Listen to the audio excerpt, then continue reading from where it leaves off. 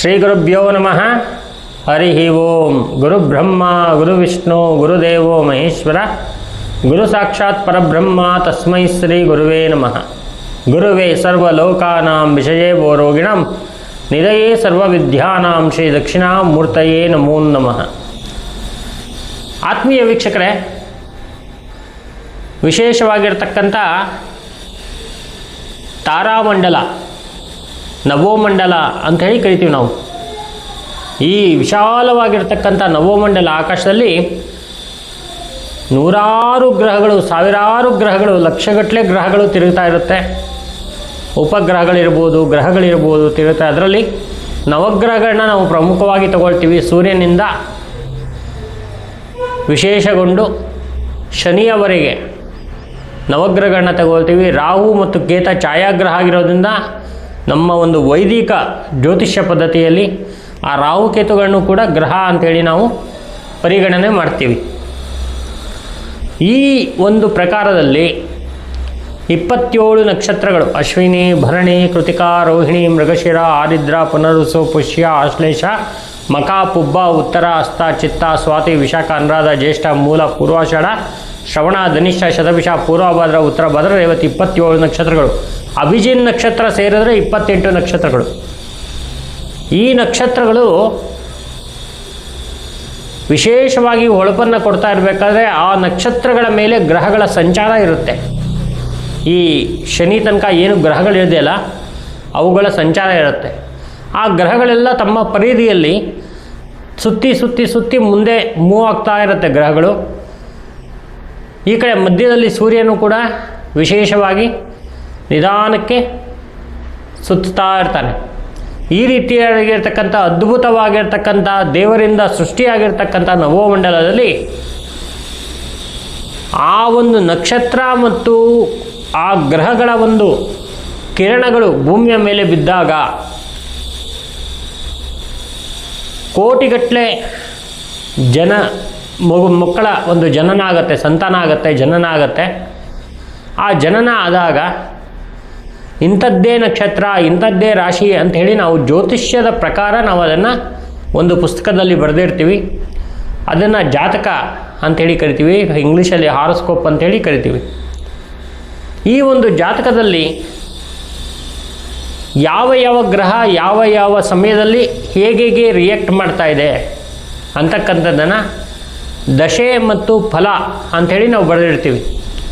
ಇಂಥ ದಶೆ ನಡೆದಾಗ, ಇಂಥ ಭುಕ್ತಿ ನಡೆದಾಗ ಇಂಥ ಜನರು ನಿಮಗೆ ಬಂದು ಸಹಾಯ ಮಾಡ್ತಾರೆ, ಇಂಥ ದಶೆ ನಡೆದಾಗ, ಇಂಥ ಭುಕ್ತಿ ನಡೆದಾಗ ಇಂತಹ ಜನರು ನಿಮಗೆ ಮಹಾ ಮೋಸವನ್ನು ಮಾಡುತ್ತಾರೆ, ಇಂಥ ದಶೆಯಲ್ಲಿ, ಇಂಥ ಭುಕ್ತಿಯಲ್ಲಿ, ಇಂಥ ಅಂತರ್ಭುಕ್ತಿಯಲ್ಲಿ ಮನೆಯವರ ಒಂದು ವಿಶೇಷವಾಗಿರ್ತಕ್ಕಂಥ ಆರೋಗ್ಯ ಹದಗೆಡುತ್ತೆ, ತಾತ ಅಥವಾ ತಂದೆ ಅಥವಾ ತಾಯಿ ಅಥವಾ ಅಜ್ಜಿ ಈ ಥರ ಒಂದು ಮನೆಯ ಒಂದು ಹಿರಿಕರ ಸಾವಾಗುತ್ತೆ. ಇದೆಲ್ಲವೂ ಕೂಡ ಮುಂಚೆನೇ ಆ ಜ್ಯೋತಿಷ್ಶಾಸ್ತ್ರದಲ್ಲಿ ಬರೆದಿರ್ತಕ್ಕಂಥ ಒಂದು ಅದ್ಭುತವಾಗಿರ್ತಕ್ಕಂಥ ಗ್ರಂಥನೇ ಜಾತಕ ಪುಸ್ತಕ. ಹಾಗಾಗಿ ತಮ್ಮೆಲ್ಲರಿಗೂ ಕೂಡ ಜಾತಕ ಅಂತಕ್ಕಂಥದ್ದು ಬಹಳ ಮುಖ್ಯ. ಸೊ ಈ ಜಾತಕ ಪುಸ್ತಕಗಳಿಂದ ನಿಮ್ಮ ಒಂದು ಜನ್ಮ ಯಾವ ಥರ ಇದೆ, ಹಿಂದೆ ಏನಾಯಿತು, ಮುಂದೆ ಏನಾಯಿತು, ಈಗೇನು ನಡೀತಾ ಇದೆ ಅಂತಕ್ಕಂಥ ವಿಚಾರವನ್ನು ನಾವು ನೋಡ್ತಾ ಬಂದಾಗ ಅದರಲ್ಲಿ 12 ರಾಶಿಗಳಿಗೂ ಸೇರಿರ್ತಕ್ಕಂಥ ಫಲಗಳನ್ನ ನಾವು ತೆಗೆಯೋದನ್ನ ರಾಶಿ ಫಲ ಅಥವಾ ರಾಶಿ ಭವಿಷ್ಯ ಅಂತ ಹೇಳಿ ಕರಿತೀವಿ. ಅದು ದಿನ ಭವಿಷ್ಯ ಇರ್ಬೋದು, ವಾರ ಭವಿಷ್ಯ ಇರ್ಬೋದು, ಮಾಸ ಭವಿಷ್ಯ ಇರ್ಬೋದು, ಅಥವಾ ವರ್ಷ ಭವಿಷ್ಯ ಇರ್ಬೋದು. ಗೋಚಾರ ಫಲ ಅಂತ ಯಾವ ಗ್ರಹ ಎಲ್ಲಿ ಮೂವ್ ಆಗ್ತಾ ಇದೆ ಇವತ್ತಿನ ದಿವಸ, ಅಥವಾ ಈ ತಿಂಗಳಲ್ಲಿ ಎಲ್ಲೆಲ್ಲಿ ಮೂವ್ ಆಗುತ್ತೆ, ಈ ವರ್ಷದಲ್ಲಿ ಯಾವ ಗ್ರಹ ಮೂವ್ ಆಗುತ್ತೆ, ಅದನ್ನು ಗೋಚಾರ ಫಲ ಅಂಥೇಳಿ ಕರೆಯುವಂಥದ್ದು.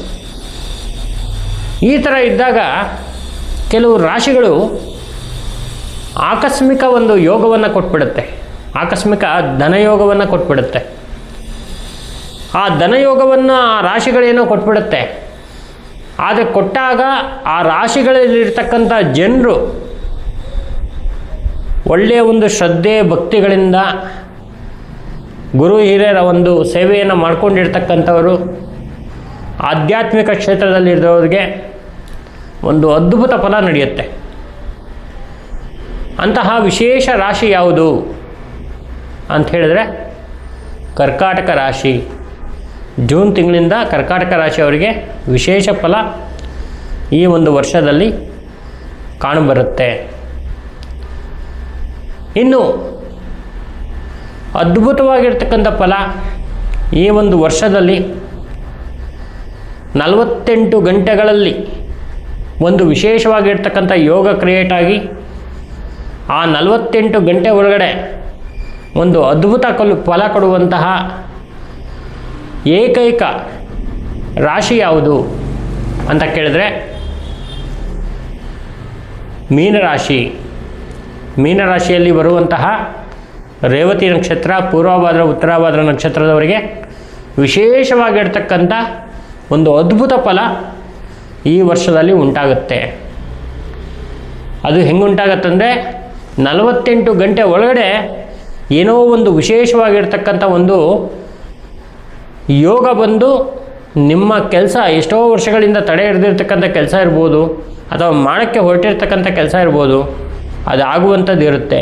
ಹಾಗಾಗಿ ನೀವು ಒಳ್ಳೆಯ ಒಂದು ಶ್ರದ್ಧೆ ಭಕ್ತಿಗಳಿಂದ ಇರಬೇಕು. ದೇವರ ಧ್ಯಾನ ಪೂಜೆಯನ್ನು ಮಾಡಿ ನಿಮ್ಮ ಜನ್ಮದಲ್ಲಿ ಇರ್ತಕ್ಕಂಥ ದೋಷ ಶಾಪಗಳನ್ನ ನಿವಾರಣೆ ಮಾಡ್ಕೊಳ್ಳಿ.